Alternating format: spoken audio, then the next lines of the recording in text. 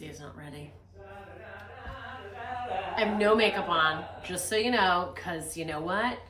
I'm brave. I'm a brave woman. You're beautiful. Ah, that's what I like to hear. Well, I mean, you are. Makeup. I don't understand.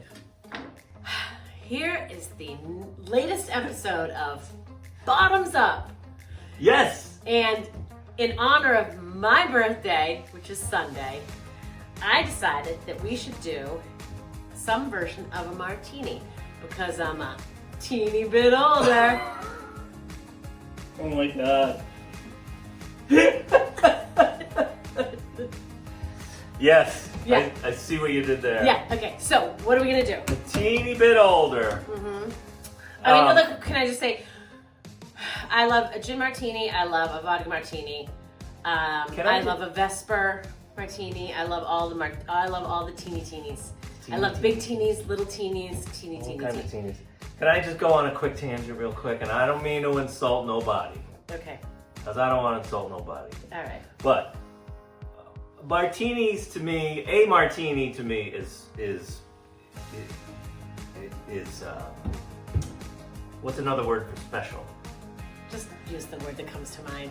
We're not that young. I'm a teeny bit older. I'm not a thesaurus. Yeah. So, and again, I don't want to insult nobody, but if you go to a bar and you ask your bartender for a vodka martini with no vermouth, Yeah? it's not a martini.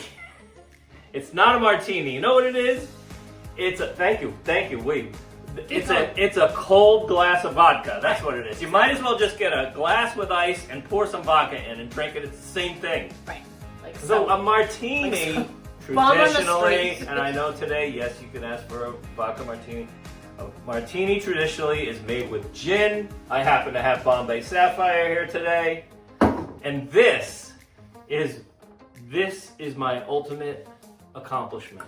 I mean, like, beyond getting married, beyond having kids. This tiny little plastic trophy was given to me, handed to me by none other than the great Jackson Cannon. Because I took, this was many years ago, I took a cocktail class at his old Hawthorne, the Hawthorne in Kenmore Square. And we were doing rounds of martinis, and I won Best Martini. You did. You won Best Martini. Ta-da! Anyway. All right, make this one. So we're gonna make a real martini, or a traditional martini. We're gonna use gin, and yes, a martini has vermouth. The reason it's called I'm not even gonna get into that. Don't. But this is dry vermouth, which means it's white, and people tend to be turned off. I was just about to say something filthy, but go ahead. Well. Go ahead. Just, hey. People tend to be turned off by vermouth. I don't know why. Vermouth, there are lots of wine drinkers out there. Vermouth, the base of vermouth is white wine. Yeah. White wine, and then it's got a bunch of other stuff in there, botanicals and things like that. I happen to like, there's all kinds of, there's Martini and red Rossi. vermouth too, sweet vermouth. And the original martini called the Martinez was actually made with red vermouth. But I could down to the details, I can go on a tangent here, and Lauren's gonna hit me. So don't be scared by vermouth. I happen to like Dolan. This is Dolan vermouth. You'll see Martini and Rossi. You'll see that's good stuff. Noilly Prat. Dolan is my favorite. It's they all have a little different flavor profile, but Dolan's is kind of maybe a little lighter, almost refreshing in a way. Because it's really it's an energy. It's drink. clean. It's good, clean. Okay. Okay. So please, a martini is made with gin. I know traditionally. I happen occasionally. Listen, you can do you, all right? But like, if you're just gonna order a traditional martini, just do it with gin. But most people don't like gin. You want to know why? Because most people have had gin at a young age, and then they puked it up. And then they're like, I don't drink gin anymore. It makes me sick. And it's like, try it again. Yeah. You know, I mean, So I puked up clam chowder at Friendly's once, and I love clam chowder now. So don't let a puke scare you away from something good. Never. Never. Go back. we're gonna make a wet martini. And what a wet martini is, as opposed to a dry martini, these days a dry martini, again, means like the less vermouth vermouth you use, the drier it is. That's not really the case because it's actually called dry vermouth. So there's vermouth, but anyway, a wet martini has more vermouth in the drink. It's going to be awkward when you say to the bartender, I want a martini and make it wet. But get over it. That's what I say. Any bartender worth their weight will Whatever. know exactly what you mean. That you want some extra vermouth. You know who loves this martini? Sabrina Carpenter. Oh boy, I'm just getting my my beaker here and again, here's the other thing. Yes, martinis are stirred, not shaken. And LBF, no, it's not because we don't want to bruise the gin, because that sounds ridiculous and hoity-toity and snobbish. It just gets too watered down. Exactly. Because when you shake a drink, you're introducing a lot of extra air and a lot more water, and it defeats its own purpose. It defeats its own purpose. Because this has no juice in it. This is all booze, and so you want to stir it. So you want to there's stir it as much booze as possible to maintain the integrity of the drink. Okay. Okay. So we're gonna. I didn't get my little beakers, but here we'll do it this way. We have so much crap in them. And I like these kinds because they. See that?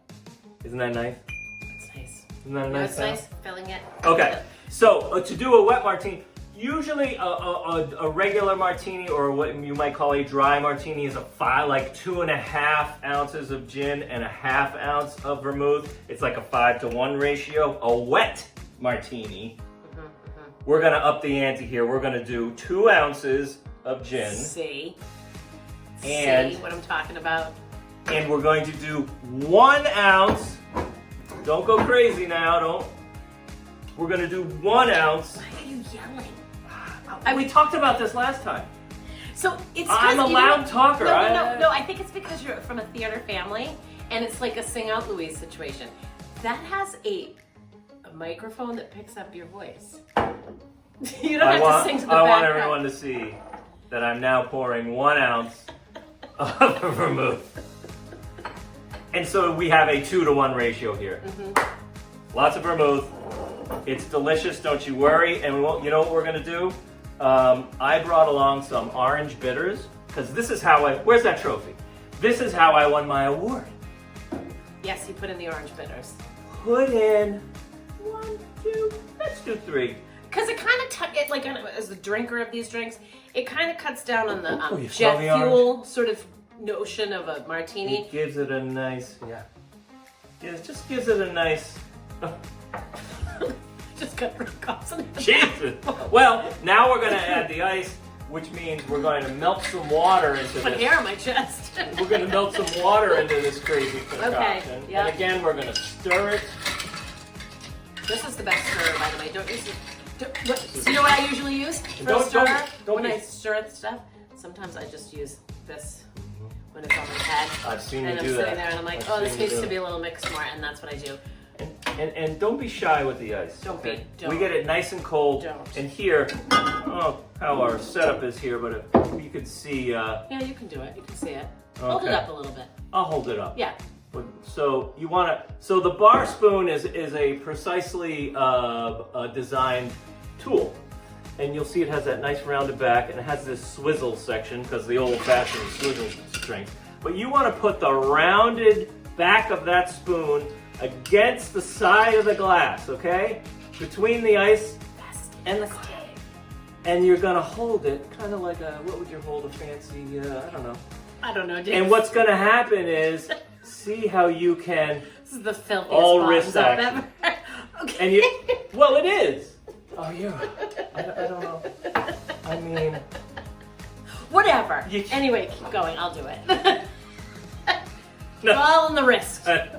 And so what happens is you see how that just glides around the outside, and see that ice go? Yeah, see it? And what we're doing is we're slowly introducing water into this drink to bind all of the gin and the vermouth together. So it will and go it's gonna down be my throat and into my And belly. what I forgot to do too is you will always want to chill your glass. Yeah.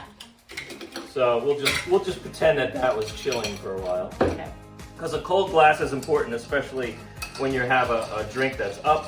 Yeah, because then it doesn't get warmed up. It stays colder for a longer period of time. It doesn't need to be for me because I just out of it. So we're gonna stir that, until it feels good, nice and cold. I usually stir 20 to 30 seconds just to make it really sort of smooth and stirred.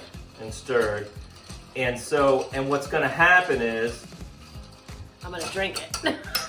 we're gonna get rid of that ice. We have a nice cold glass. And there are two different kind of strainers, by the way. This is known as a Hawthorne strainer, which we're not gonna use. Oh, how come? Because we're gonna use the julep strainer. You see that one? Yeah, from a mint julep. Yeah, I think, the story is I don't that need it. because quickly, because this is fun. A julep is kind of has a lot going on. There's a lot of ice and stems of things hanging, and it gets in the way. You can't drink it. So this is the story. I don't know if it's true. They invented this thing so when you drink your julep, you put this in and keep everything aside, and it allows you to drink it. Anyway, so this is a julep strainer, and what we're going to do is, now watch this. Watch this. You're going to put it in here, and then you're just going to pour the, can you see that silky ribbon? Oh yeah, it really is actually. See that? See how it just kind of moves, and it's like a beautiful silky ribbon of gin and vermouth. Look at that. And we're going to, you could, some people like olives. Look, olives. We're going to do... I don't want to do olives. LBF. By the way, if you ever want to get the greatest blue cheese olive ever, go to Ward's Berry Farm in Sharon. I was there today and I didn't pick them up, but they're so good. They're like fresh and delicious. They're the best blue cheese olive I've ever 5 had stars, in no my notes. life. Okay. LBF likes a twist, Yes, a lemon twist. So we got our peeler, and we're gonna take a swath off, and I like to do it over the drink because we talked about this last week, that the oil from that lemon kind of goes, right? And then when you have the swath, you want to squeeze that over the drink again, and that oil sprays right across the top. You can see it hit the surface. Yeah. Beautiful thing. And if you so choose, you can sort of put some on the rim there. Oh wow, jeez, my God, okay. Yeah. And then, of course, I like to cut this and make it nice. You made it nice, Dorinda. Made it nice. Gonna cut that, and then you have a nice piece here, and then you twist it. There are little tricks. Sometimes you can roll it around the spoon to get, but you really don't need to do that. You twist that over there again into a nice curl, and you drop it in for your twist. Look at that. This is a beautiful wet martini. Yeah, this is my favorite part. Now tell me, how do you feel about all that vermouth in there, LBF? This is my favorite part. When Dave stops talking and I start drinking. All right, let me tell you. He's always talking. Well, It's so good with the vermouth because here's the thing. please, Most people give vermouth a try. Yeah, because it just makes it smoother. You don't most people will take a sip of a regular martini and then they feel like they've just had gasoline. But this makes it it's that vermouth, that wine and botanicals that make it really delicious. So here we are, and here I am, Right, so a true. teeny bit older. Oh, it's still beautiful. Well, no makeup. Bottoms up. Bottoms up, LBF. Happy birthday. I'm wearing this outfit all day, by the way. I got some accessories. Cherry, olive, Nice. anthropology. Is that what it was? Yeah, I don't want to talk about it. It's basically expensive paperweight. We gotta switch this up. I love the blue lobster because it's kind of symbolic. It's rare. But I think we should put drink theme there because this doesn't make sense. I need boozy.